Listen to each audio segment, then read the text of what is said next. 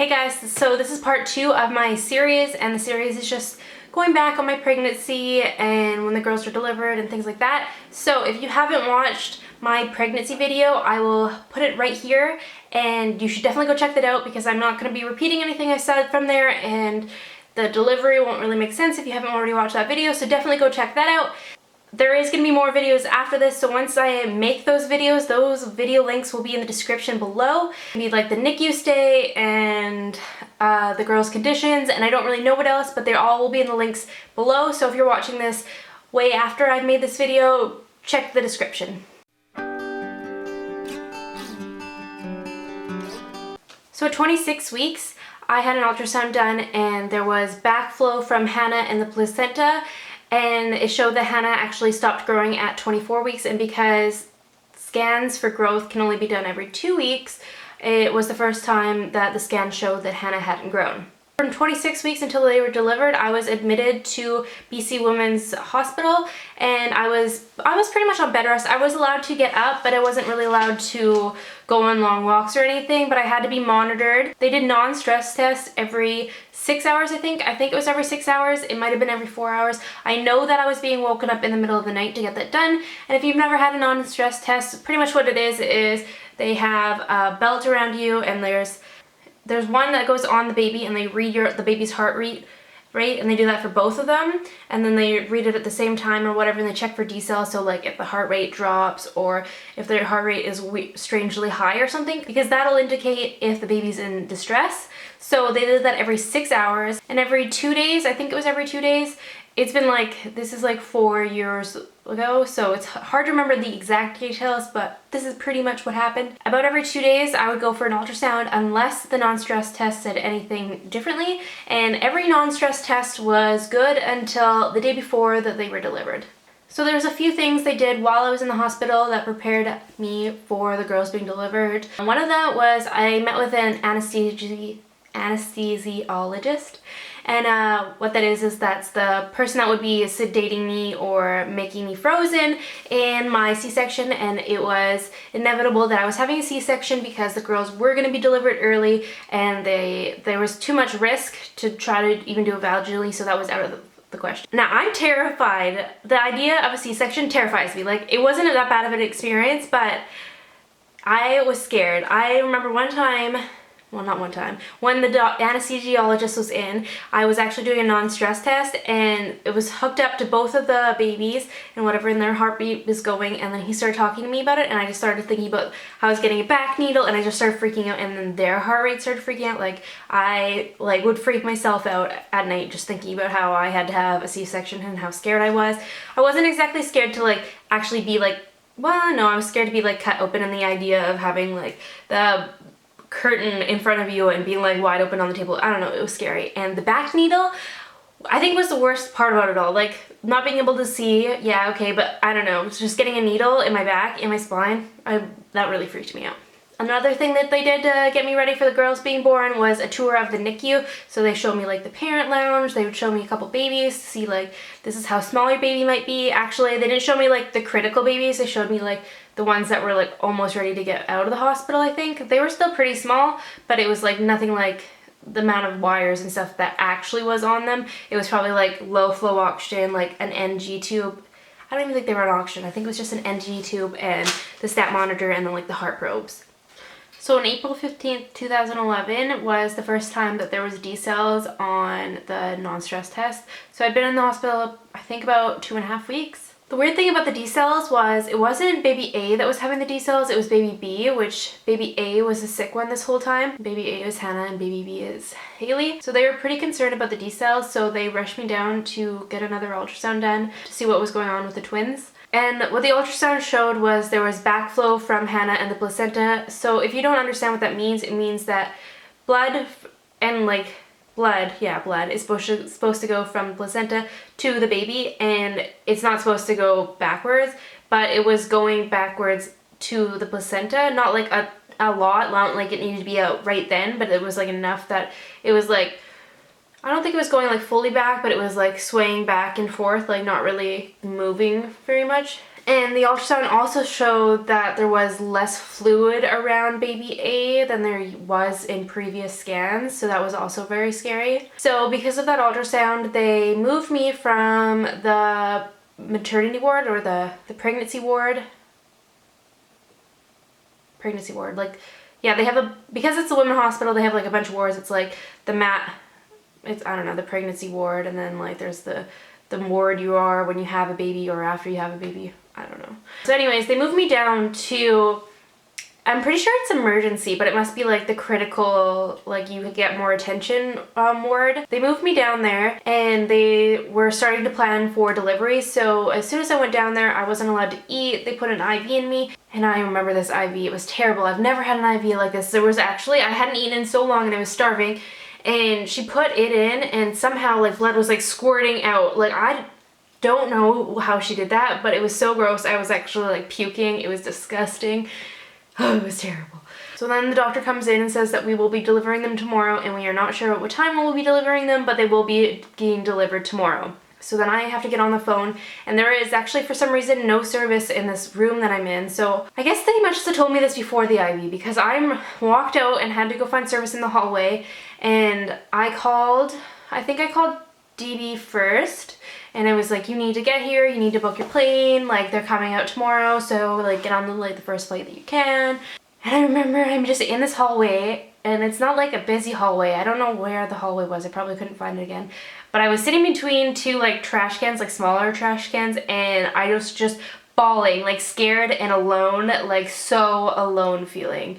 It was definitely like one of the worst feelings, just not having anybody like close by.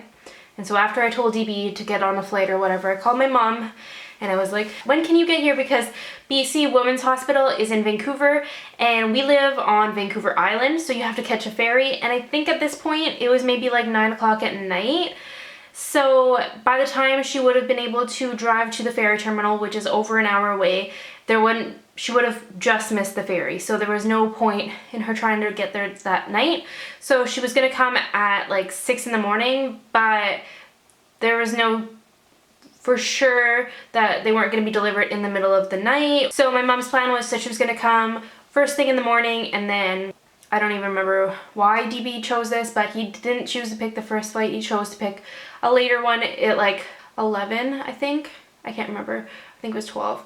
So the night goes fine, whatever. I haven't been able to eat. First thing in the morning, I'm still sleeping and my mom's in their room, which makes me feel so much better knowing that there is somebody with me and I'm not alone. So my mom's there, and then I don't remember what time the doctor came in. The doctor comes in and says, like, we want to go do another ultrasound. We don't know what time we're going to deliver. And so I repeat that to DB, whatever. He's like, so are they even going to deliver today? Well, I'm pretty sure. I don't know. So anyways, we go get the ultrasound done. The doctor says we'll be delivering at 10 a.m. So then I call and let DB know, like, this is what time, so you're probably going to miss it because your flight isn't until a little bit later. I'm going to share this part because this is how I remember this day. This is like an extreme part of how I remember this day, and I'm sorry for anybody that's close to this story that doesn't want me to talk about this, and I'm not saying this for pity, but this is exactly how I remember this day.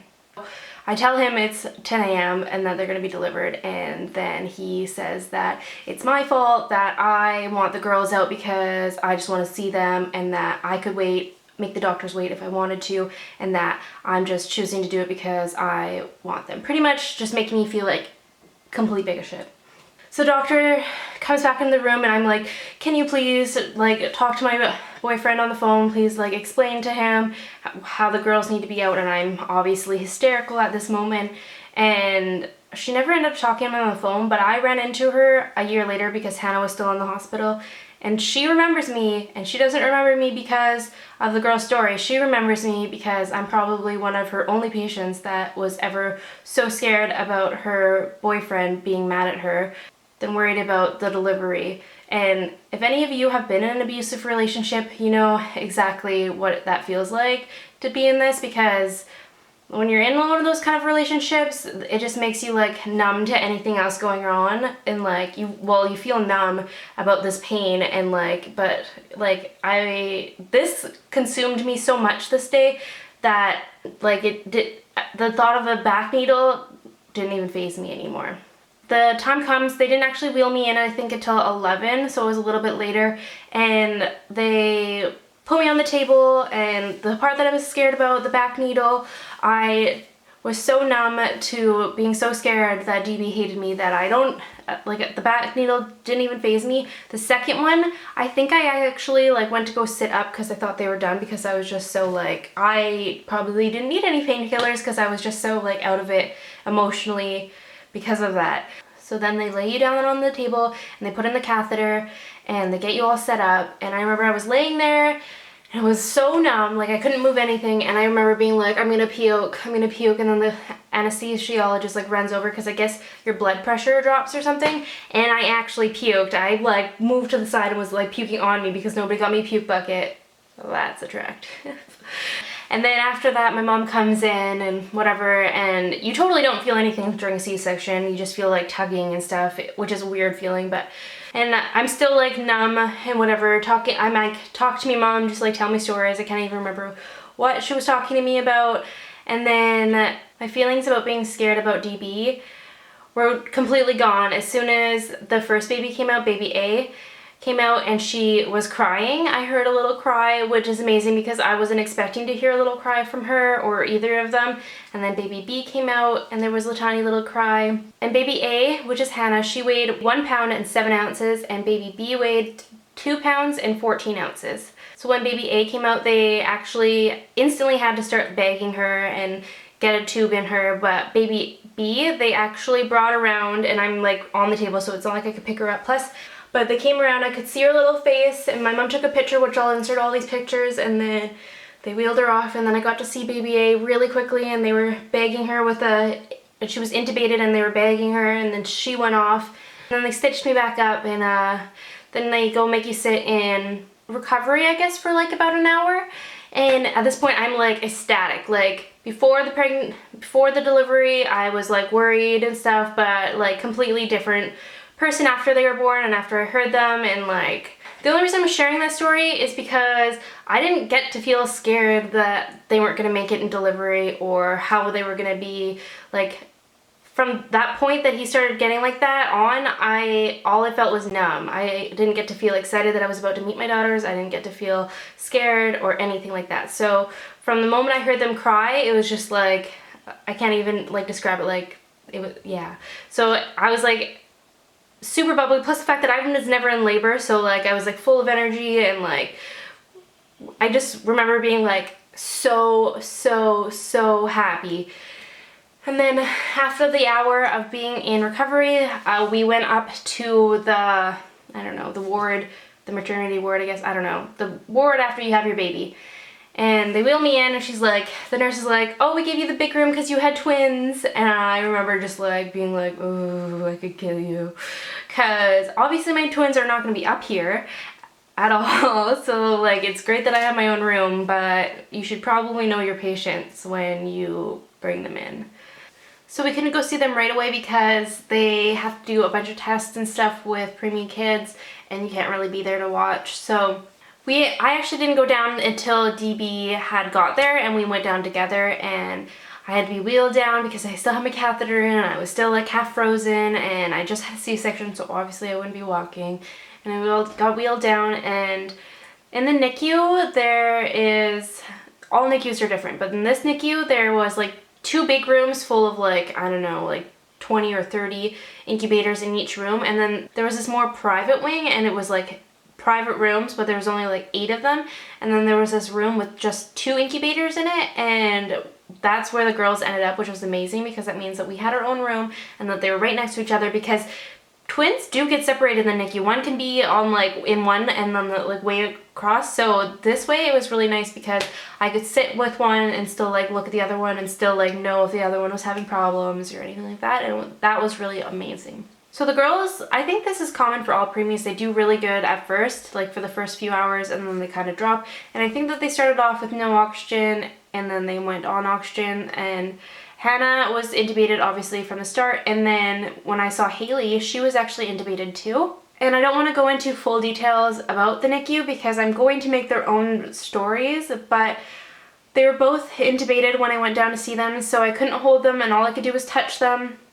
And Haley actually was only intubated for 3 days, so I got to hold her after 3 days. And I actually didn't get to hold Hannah for the first time until she was a month and a half old, and I wasn't even supposed to hold her then. I only got to hold her because there was a really nice nurse on and they were doing a bed change anyway, so they said that, why don't you hold her, because we have to pick her up anyways, but most nurses wouldn't have let me. But so I got to hold Haley after 3 days, and I got to hold Hannah after a month and a half. So it's definitely, some premature babies you get lucky and you get to hold them right away, but I didn't get to hold my babies for a little while, and I definitely found it really hard to have babies in the hospital, especially for the first little while, because especially after everybody left. After I didn't have my mom there and after DB wasn't there, I remember being there until like 2 in the morning and just like not really knowing when to go home or what to do with myself, and that was definitely hard adjusting to that. And I think that's pretty much about everything I wanted to say on the delivery. They were born at 29 weeks and 4 days,